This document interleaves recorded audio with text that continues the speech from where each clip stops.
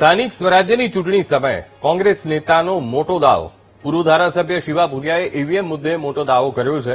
શિવા ભુરિયાએ ઈવીએમથી થતી વોટ ચોરીની વાતો પાયા વિહોણી ગણાવી.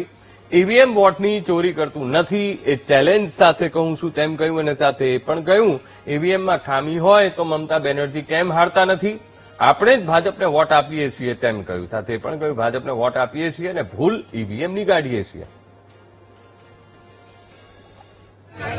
બટનમાં ફોમી નથી.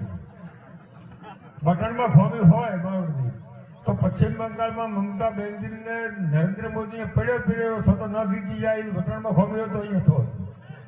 આપણે વોટ આલે મશીન કશું ચોરી કરતું જ નથી. તમે ચેલેન્જ હિંગા છે તમે આ વખતે બૂથ ઉભું ભરાઈ અને 100% વોટ કોંગ્રેસ કરો તો એક વોટ ભાજપ ન કરે તમે લખાડી દે. આ તો ખાલી આપણે વાતો છે.